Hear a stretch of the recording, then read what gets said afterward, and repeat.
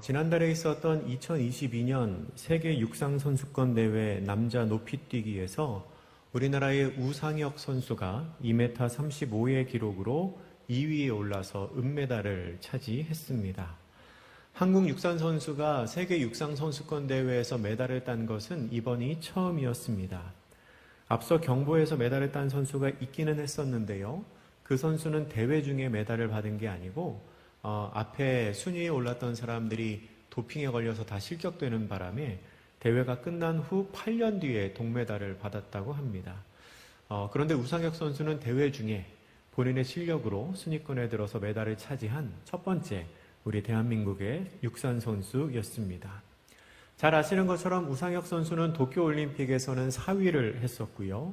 그리고 세계선수권에서 은메달을 따면서 이제 세계적인 높이뛰기 선수로 이름을 높이게 되었습니다. 그리고 지금은 세계 랭킹 1위에 올라 있다고 합니다.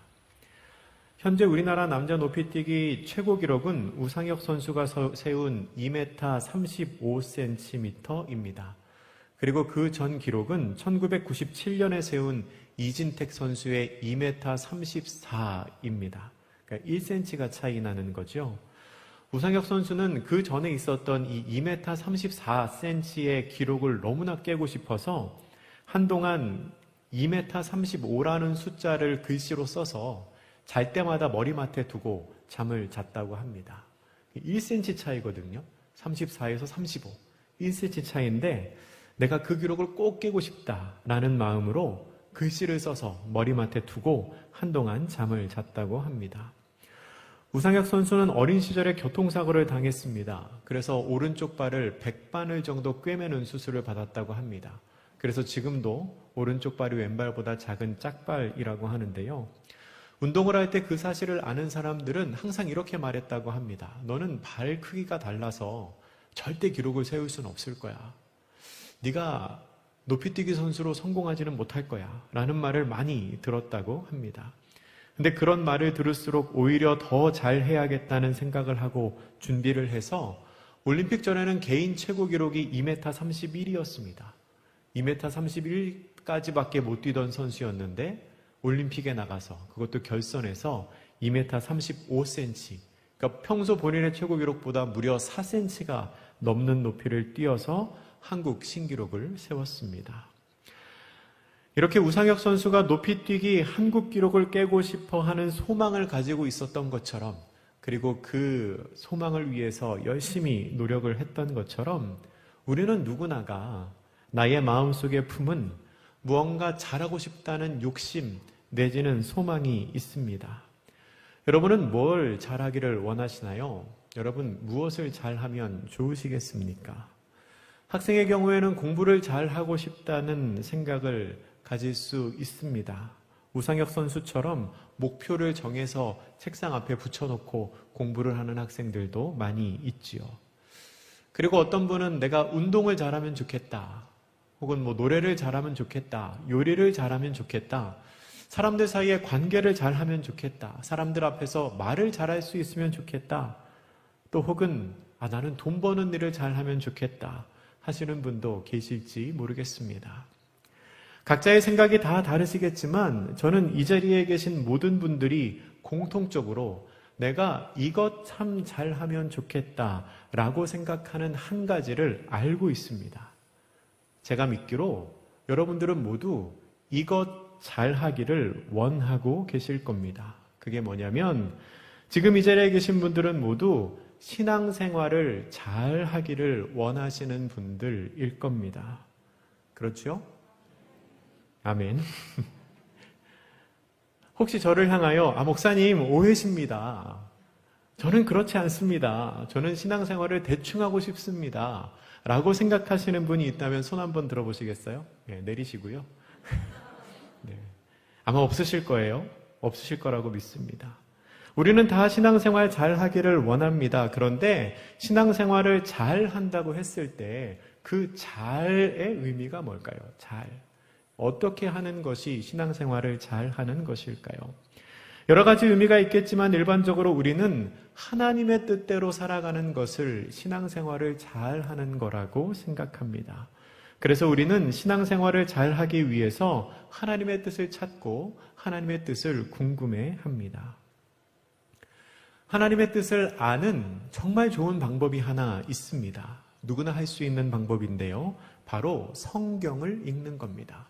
하나님의 말씀인 성경을 읽는 것이지요. 하나님께서 사람들에게 이미 말씀하신 기록된 하나님의 말씀을 읽을 때 우리는 하나님의 뜻을 알 수 있습니다.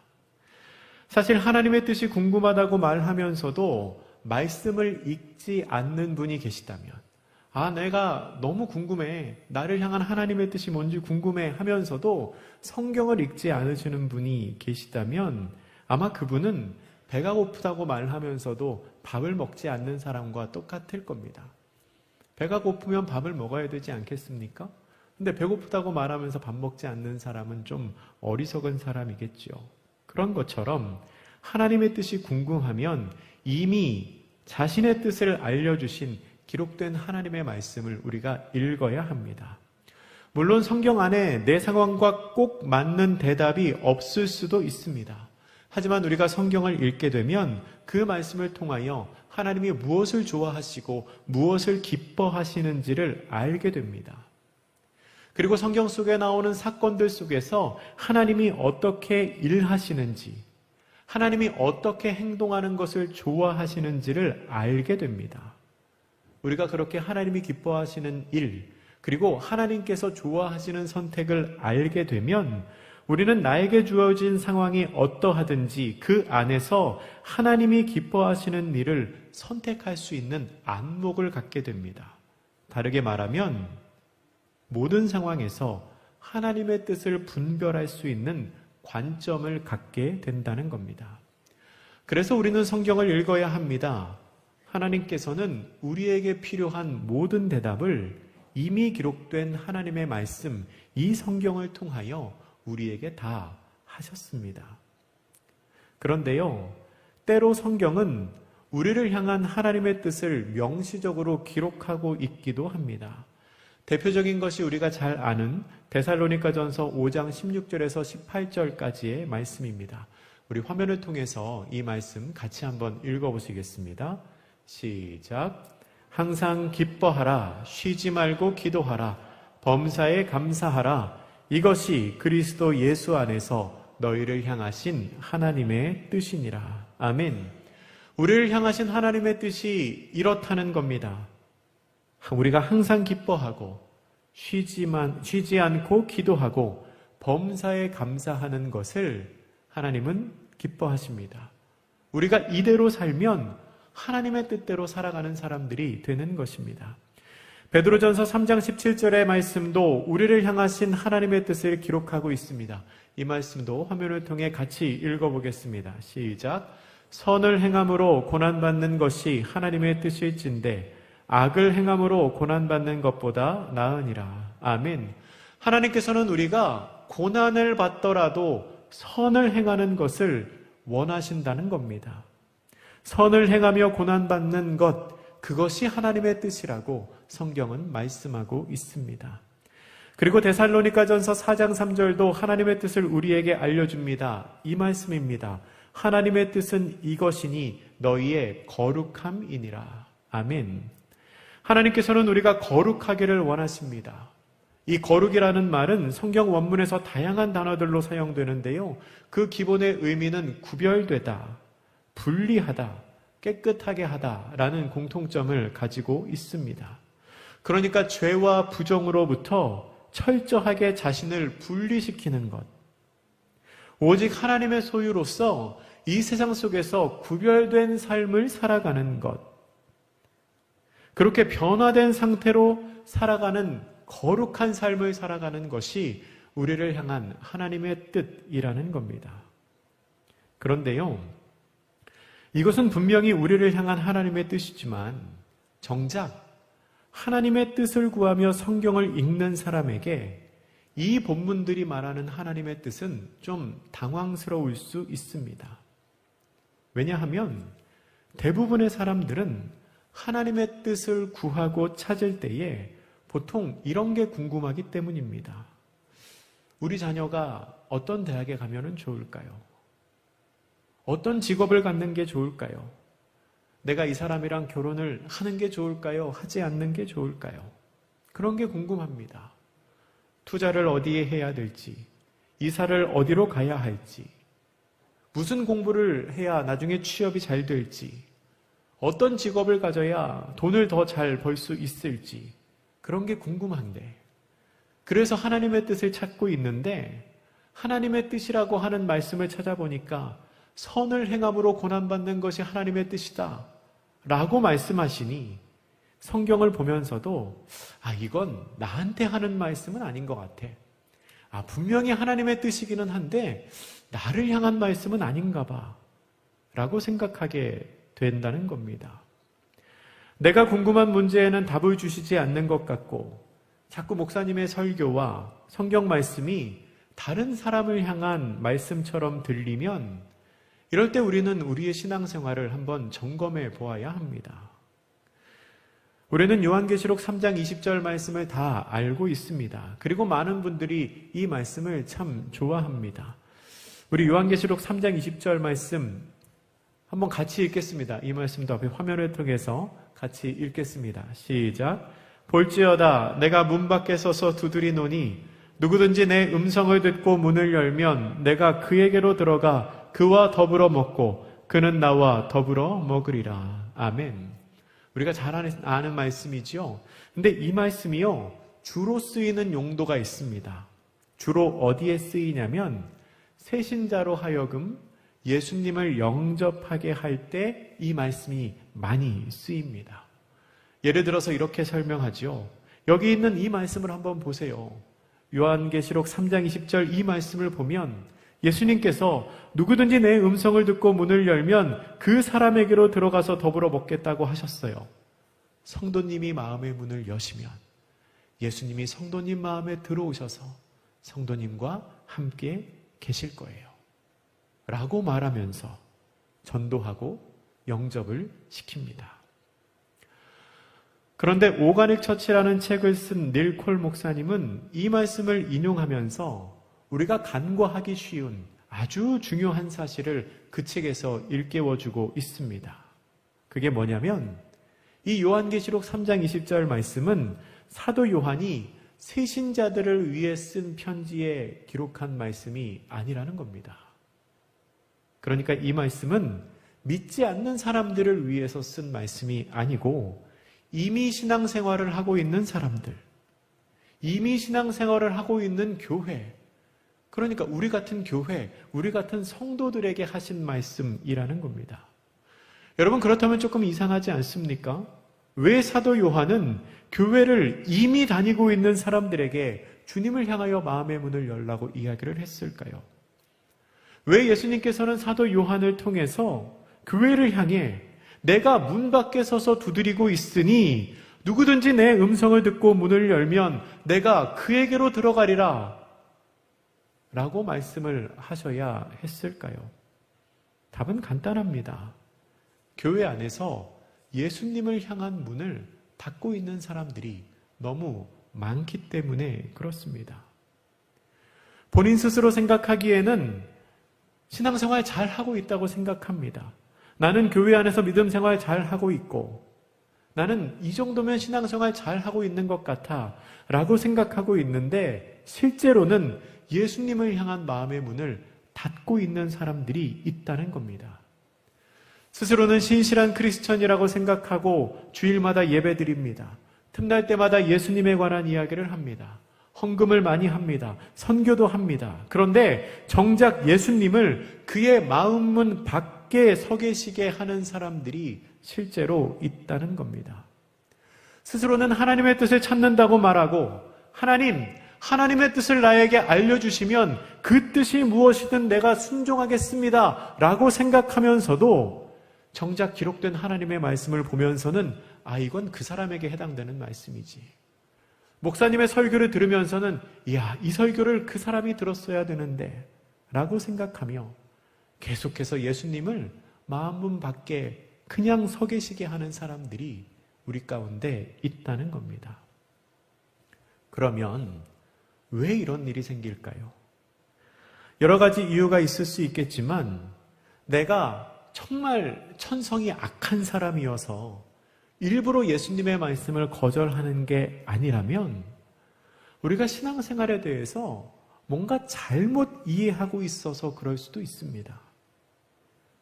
그 잘못된 이해를 신학적인 용어를 넣어서 설명하면 신앙생활의 아주 중요한 두 가지의 기둥인 구원과 성화에 대한 개념이 명확하지가 않기 때문에 생기는 혼돈이라고 말할 수 있습니다.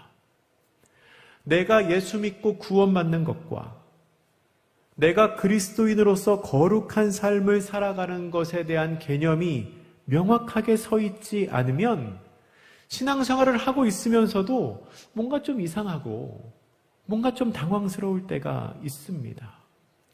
결론을 미리 당겨서 말씀드리면 내가 구원받는 것으로 나의 신앙생활의 목적을 다 이루었다라고 생각하시는 분이 계시다면 그분은 나도 모르는 사이에 예수님을 내 마음 문 밖에 세워두고 있는 사람입니다. 혹시 예수 믿고 천국 가는 것이 신앙생활의 전부라고 생각하시는 분이 계시다면, 그리고 예수 믿고 복 받는 것이 옳은 신앙생활이라고 생각하시는 분이 계시다면, 물론 우리 가운데는 없으시겠지만 만약에 그런 분이 계시다면 그건 반쪽짜리 신앙생활입니다. 예수 믿고 천국 가는 것으로 대표되는 구원이 목표가 되는 신앙생활이나 아니면 예수 믿고 복 받는 것으로 대표되는 기복신앙이 우리의 신앙생활의 목표가 되면 그 사람은 하나님의 뜻을 전혀 잘못 이해하고 성숙하지 못한 신앙생활을 할 수밖에 없습니다. 왜 그럴까요? 구원이 신앙생활의 목표인 분은 구원받은 후의 삶이 방탕할 수밖에 없습니다. 이미 목표를 이루었으니까요. 예수 믿고 구원 받지 않았습니까? 목표를 이루었기 때문에 이제 더 이상 예수님을 마음에 모셔드리고 주님의 뜻대로 살아야 하는 원동력이 없어지는 겁니다. 또한 복받는 것이 신앙생활이 목표인 분은 매일 그저 나를 위한 물질만을 구하면서도 전혀 부끄러움이 없을 겁니다. 왜냐하면 그러려고 신앙생활 하는 거니까요. 예수 믿고 복받는 것, 잘 먹고 잘 사는 것, 그게 내 신앙생활의 목표니까 그냥 매일 그것만 놓고 기도해도 그게 당연한 거라고 느껴질 수 있죠. 그런데 여러분, 정말로 그것이 우리 신앙생활의 전부라면 좀 이상하지 않습니까? 그거 좀 이상합니다. 사실 이 시대에 세상으로부터 손가락질 받는 그리스도인의 모습이 어쩌면 그런 모습일지 모르겠습니다. 신앙생활은 예수 믿고 구원받는 것으로 끝나는 게 아닙니다. 그리고 예수 믿고 복받는 것으로 끝나는 것도 아닙니다. 사실은 거기에서부터 시작하는 겁니다. 그게 시작입니다. 신앙생활이라는 말 자체가 신앙인으로서 신앙인의 모습으로 생활하는 것, 살아가는 것 아니겠습니까? 내가 신앙인이 되었다면 이제는 그 신앙인답게 살아가는 것이 올바른 신앙생활이라는 겁니다.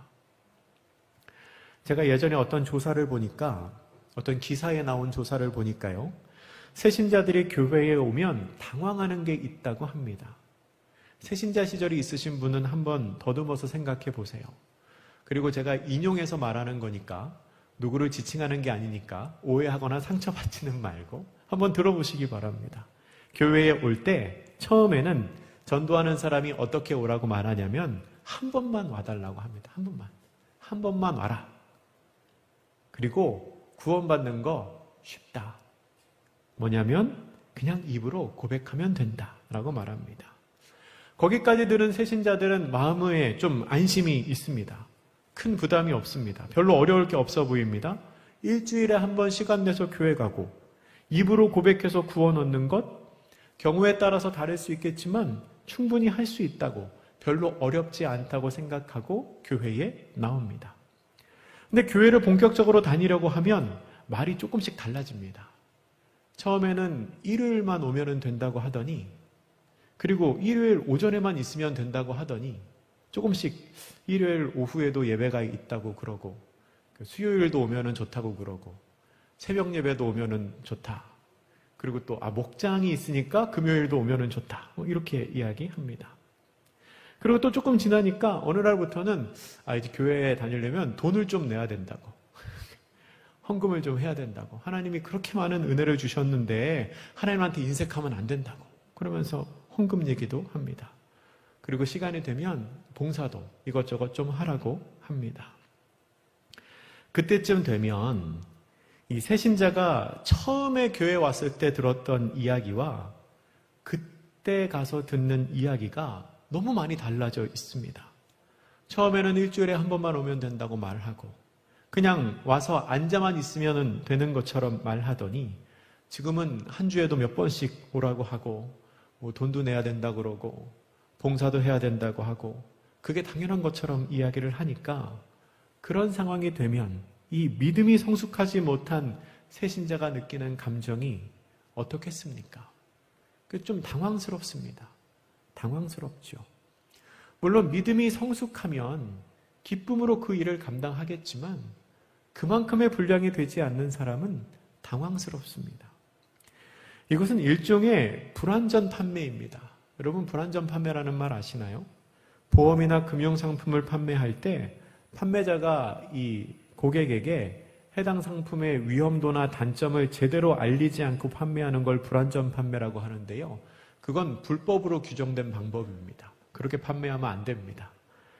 그런데 어떤 경우에 우리는 새로 신앙생활을 하는 사람에게 나도 모르게 복음의 불완전 판매를 하고 있을지도 모른다는 겁니다.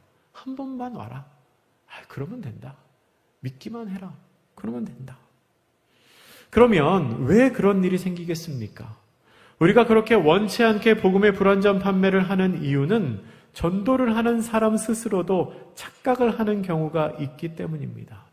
나도 모르게 아까 말씀드린 신앙생활은 예수 믿고 천국 가는 것, 신앙생활은 예수 믿고 복 받는 것이라는 프레임에 갇혀 있는 겁니다. 듣고 나서는 나는 아닌데요 라고 말할 수 있어도 듣기 전에는 스스로 그렇게 착각하고 있을 수 있다는 겁니다. 그렇다면 여러분, 우리가 믿는 기독교는 어떤 종교입니까? 그저 예수 믿고 구원받고 예수 믿고 복받는 종교입니까? 그것으로 끝입니까? 그렇지 않습니다. 구원받았으니까 아무렇게나 살아도 되고 복 주실 테니까 그저 편하게 누리기만 하면 되는 종교가 아닙니다. 세상 모든 근심 걱정 하나님 앞에 다 내려놓고 나는 아무것도 하지 않은 채 그저 주님만 바라보면 되는 기독교는 그런 종교가 아닙니다. 물론 그렇기도 합니다. 그런데 그게 전부는 아니라는 겁니다. 우리 오늘 본문 마태복음 11장 28절 말씀을 함께 읽어보겠습니다. 마태복음 11장 28절입니다. 시작. 수고하고 무거운 짐진 자들아 다 내게로 오라. 내가 너희를 쉬게 하리라. 아멘. 우리가 잘 아는 말씀입니다. 많은 분들이 좋아하는 말씀입니다. 저도 이 말씀 참 좋아합니다. 그런데 어떤 분들은 이 말씀만 보고 기독교가 그저 짐을 내려놓는 종교로 착각하시는 분이 있습니다. 그냥 예수님께 다가가면 무조건 쉼을 주는 종교로 생각하는 분이 있습니다. 사실입니다. 사실이기는 하지만 그것이 전부라고 생각한다면 그것은 오해입니다. 여러분, 우리는 28절 말씀을 읽었으면 그 뒤에 나오는 29절 말씀을 함께 읽어야 합니다.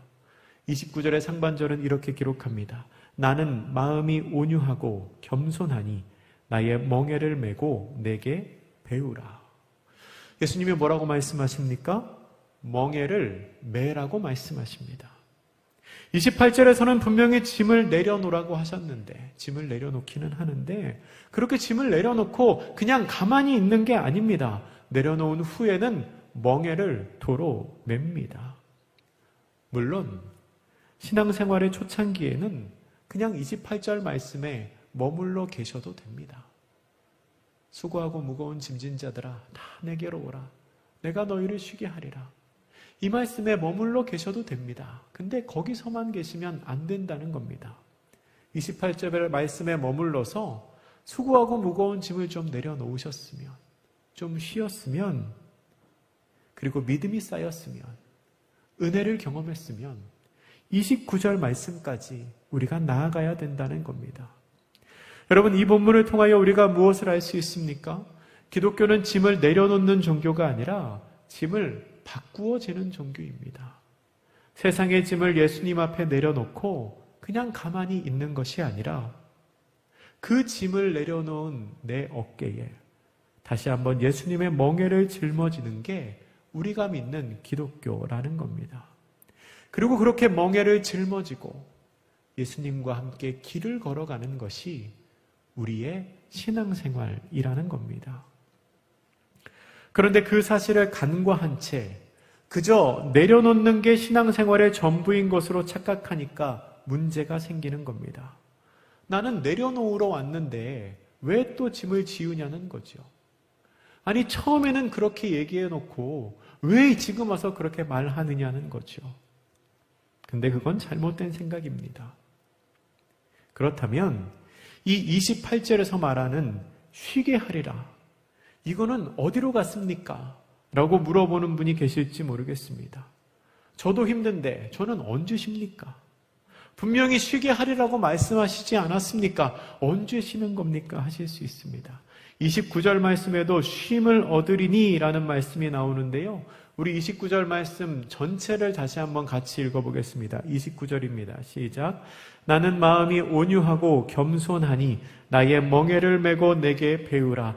그리하면 너희 마음이 쉼을 얻으리니. 아멘. 본문은 분명히 말합니다. 나의 멍에를 메고 내게 배우는 것이, 그리하는 것이 너의 마음에 쉼을 줄 것이다. 무작정 짐을 내려놓는 게 쉼을 주는 것이 아니고 멍에를 메어야, 예수님과 함께 멍에를 메어야 쉼을 얻는다는 겁니다. 우리는 멍에를 메면 그 자체가 고통일 것 같은데 그게 아니라는 겁니다. 주님이 주시는 멍에를 메어야, 각자의 십자가를 짊어져야 거기에 진정한 쉼이 있다는 겁니다. 여러분, 이것은 논리적으로, 이성적으로 이해할 수 있는 말이 아닙니다. 하나님의 비밀입니다. 복음의 신비입니다. 그리고 주님의 뒤를 따라 걷는 자에게 주시는 하나님의 은혜입니다. 기억하시기 바랍니다. 우리가 주님의 멍에를 같이 메고 걸어갈 때 우리의 삶에 진정한 쉼이 있습니다. 어떤 교회든지 신앙생활을 편하게 하는 것을 좋아하시는 분들이 있습니다. 내가 예전에는 하루 종일 교회에 살았었는데 지금은 좀 내려놓으니까 편하다. 참 이렇게 신앙생활 이렇게 진작 할 걸 하시는 분들이 계셔요. 편하게 하니까 편하다고 좋아하는데 사실 그것은 불편하게 하는 것이, 그러니까 하나님과 함께 걸어가며 불편한 것이 더 편하고 복되다는 걸 모르고서 그냥 몸이 편하니까 편하다고 느끼는 것일 뿐입니다. 우리에게 진정한 쉼을 주는 것은 짐을 내려놓는 신앙생활이 아니라 예수님과 함께 멍에를 지고 가는 신앙생활이라고 하는 것을 기억하시기 바랍니다. 우리들의 신앙생활은 예수 믿고 구원받는 것으로 혹은 예수 믿고 복받는 것으로 끝나는 것이 아닙니다. 사실 거기서부터가 시작입니다. 우리가 믿음으로 구원받았다면 그때부터는 예수님의 멍에를 나누어지고 그 예수 그리스도의 은혜로 말미암아 날마다 새로워지는 성화의 삶을 살아가야 합니다. 그런데요, 그 길을 걸어가는 게 사실 쉽지는 않습니다. 예배당 안에서는, 교회 안에서는, 믿음의 공동체 안에서는 좀 쉽게 느껴질 때가 있지만 교회 문을 나가는 순간 믿음을 갖고 있는 사람들을 떠나서 세상에서 다시 한번 나의 삶을 살아야 하는 그 순간 삶의 문제가 내 어깨를 짓누르고 내 마음을 불편하게 할 때가 있습니다. 그런데 여러분, 그럴 때도 우리는 기억해야 합니다.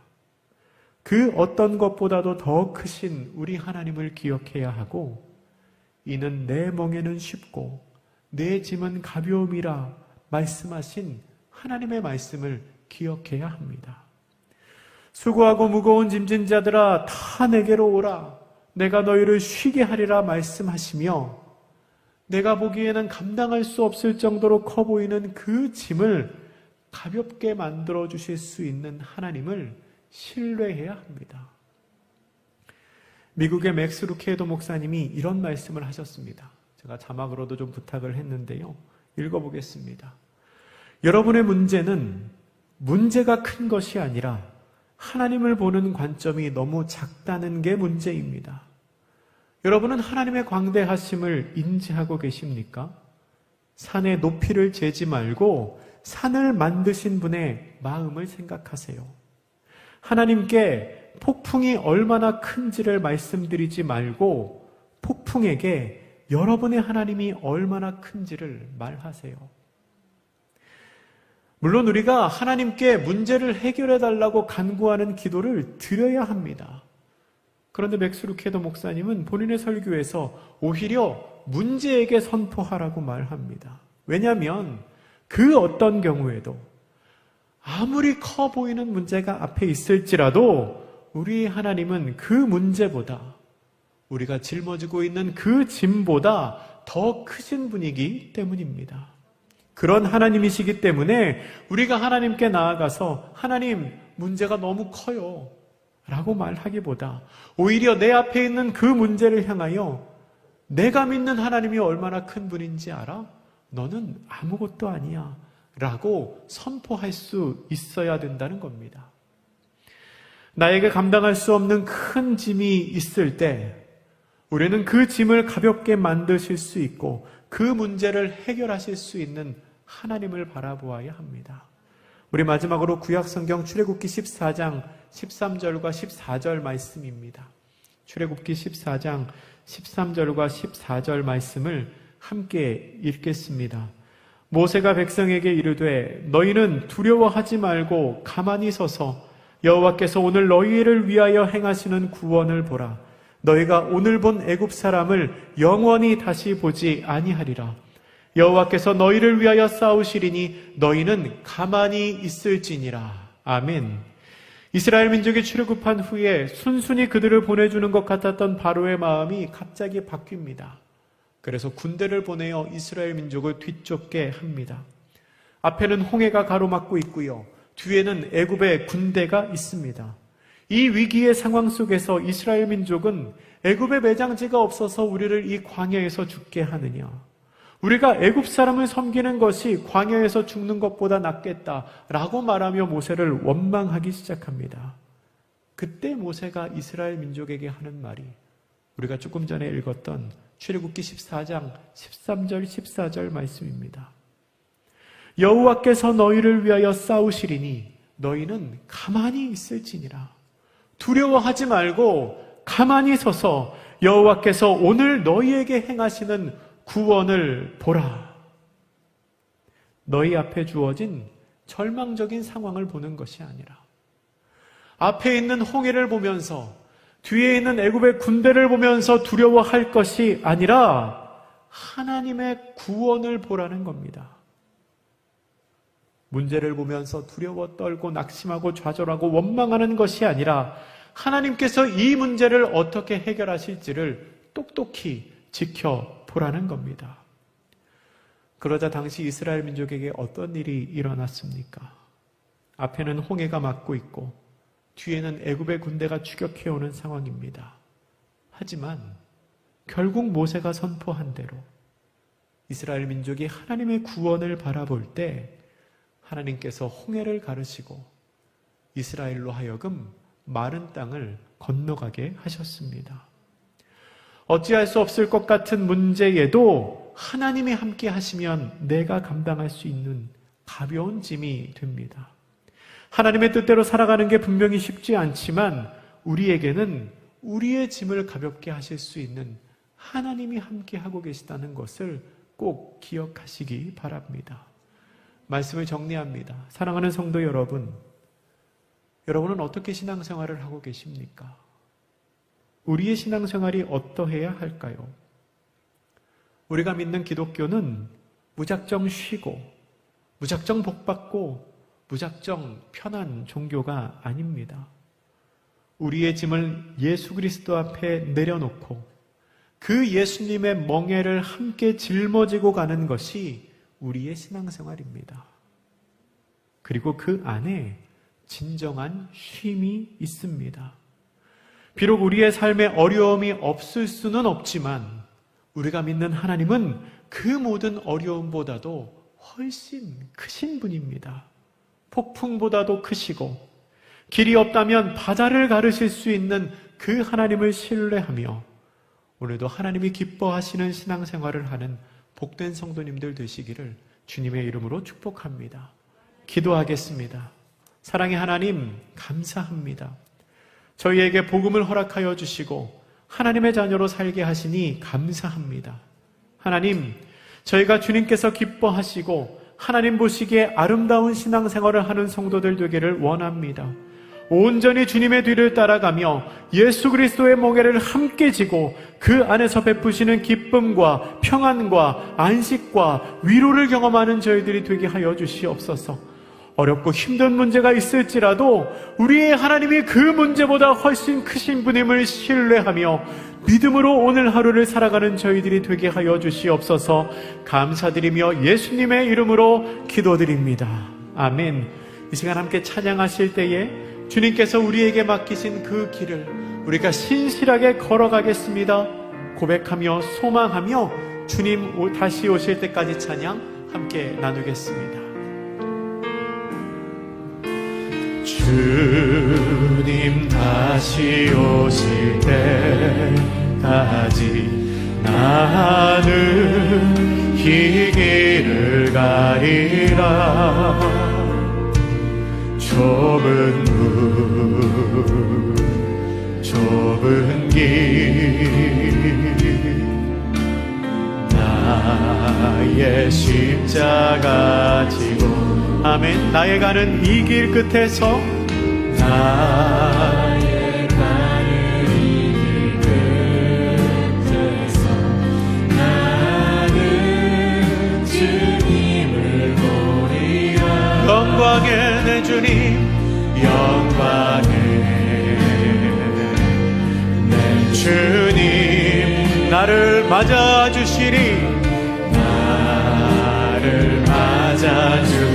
우리 이렇게 고백하며 다짐합시다. 주님 다시 오실 때까지 주님 다시 오실 때까지 나는 일어나 달려가리라. 나는 일어나 달려가리라. 주의 영광 온 땅 덮을 때 나는 일어나 노래하리. 나는 일어나 노래하리. 내 사모하는 주님 온 세상 구주시라. 내 사모하는 주님 내 사모하는 주님 영광의 왕이시. 아멘. 주님 다시 오실 때 구렴입니다. 주님 다시 오실 때까지 나는 일어나 달려가리라. 나는 일어나 달려가리라. 주의 영광 온 땅 덮을 때 나는 일어나 노래하리. 나는 일어나 노래하리. 내 사모하는 주님 내 사모하는 주님 온 세상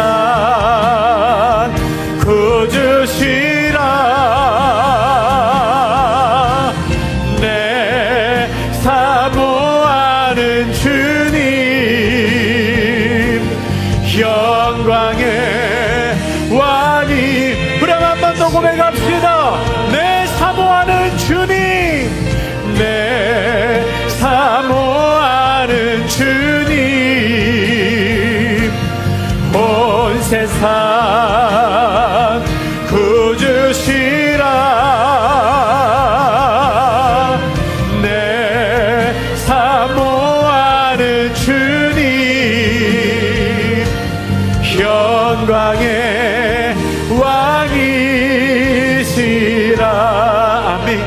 시간 우리 함께 기도합니다. 하나님, 우리로 하나님의 뜻을 분별하는 지혜를 허락하여 주시옵소서.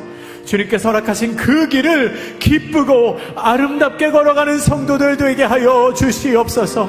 우리의 구원자 되신 주님의 능력으로 말미암아 이 세상을 승리하며 살아가게 하여 주시고, 하나님께서 기뻐하는 신앙생활을 하는 사람들, 주님 다시 오실 때까지 믿음으로 그 길을 걸어가는 사람들 되게 하여 주시옵소서라고 우리 주여 3번 부르고 간구하는 마음으로 함께 기도하겠습니다.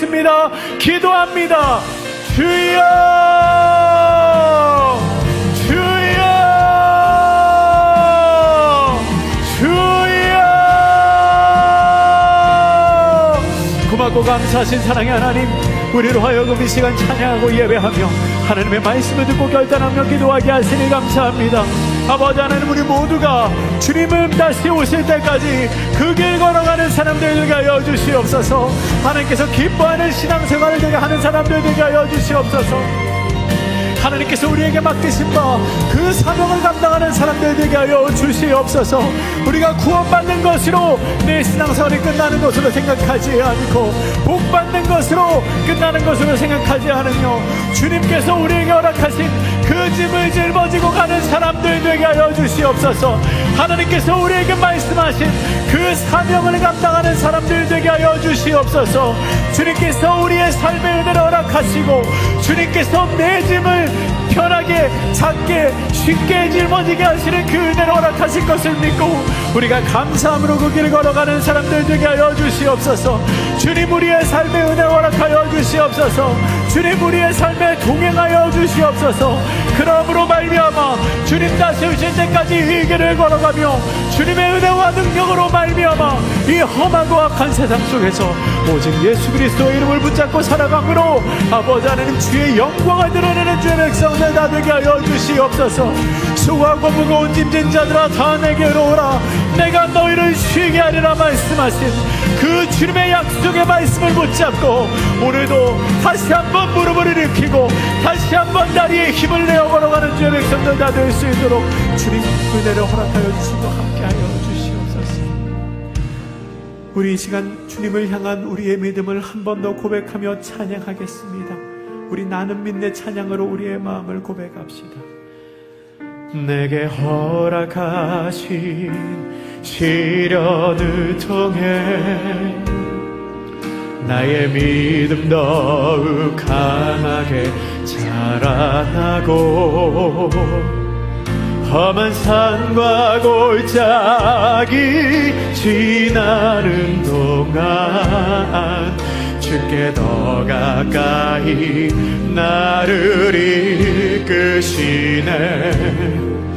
내가 겪는 시련이 어렵고 힘겨워도 내 주님보다 크지 않네. 곁에 바다가 갈라지지 않으면 주가 나로 바다 위 걷게 하리. 나는 믿네. 주의 능력으로 내 삶 새롭게 되리. 나는 믿네. 주의 능력으로 담대히 나가리라. 주와 함께 싸워 승리하리라. 날마다 믿음으로 나 살아. 아멘. 내가 겪는 시련이 어렵고 힘겨워도 내 주님보다 크지 않네. 내 앞에 바다가 갈라지지 않으면 바다가 주가 나로 그 바다 위를 걷게 하십니다. 바다 위 걷게 나는 믿네. 나는 믿네. 주의 능력으로 내 삶 새롭게 되리. 나는 믿네.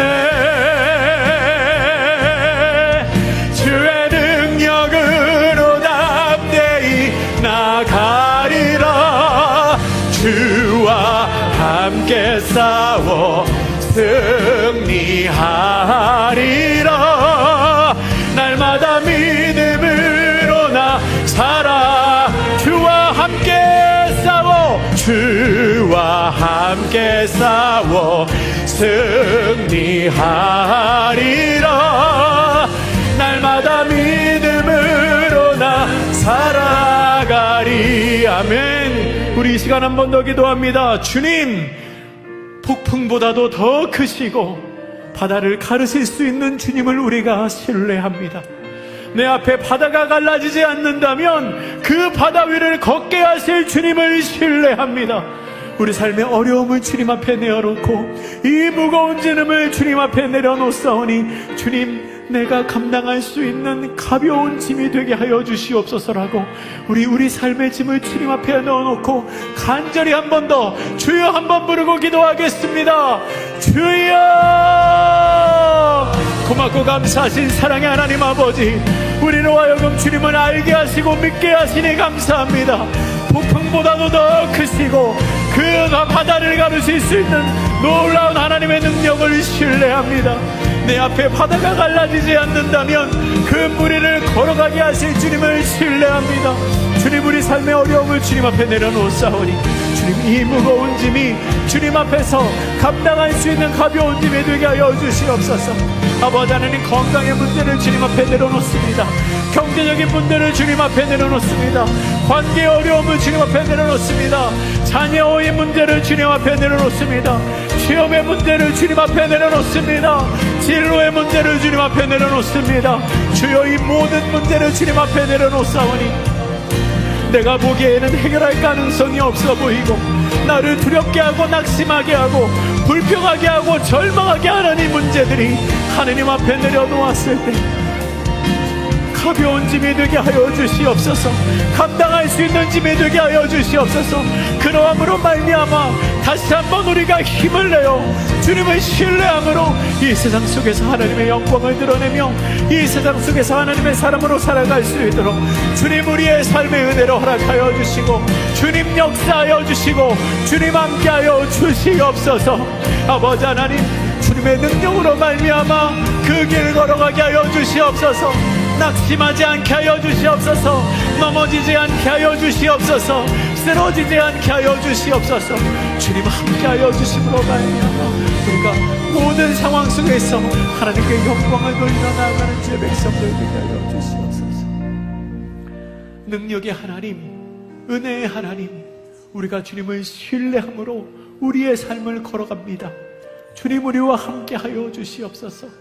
지금까지 내 삶을 흔들리지 않는 은혜로 붙들어 주셨던 주님, 앞으로도 주님께서 그 은혜로 나와 함께 하실 것을 신뢰하며 나의 모든 생각과 고민과 나를 두렵게 하는 그 짐들을 주님 앞에 내려놓사오니 주님, 그 모든 것들이 잠잠케 하여 주시고 우리가 지고 갈 만한 쉬운 짐이 되게 하여 주시어서 우리가 그 주님의 멍에를 지고 주의 길을 걸어가는 하나님의 사람들 다 되게 하여 주시옵소서.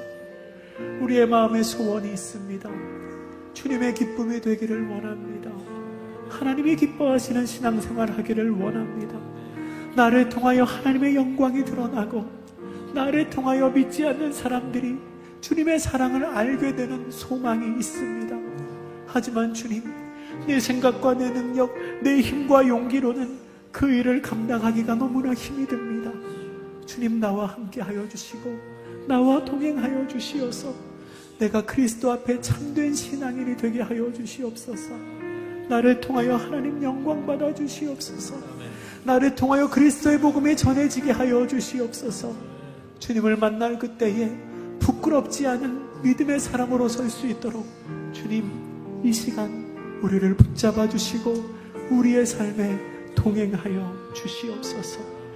주님께서 그렇게 은혜로 우리의 삶을 붙잡아 주실 것 믿고 감사드리며 예수님의 이름으로 기도드립니다.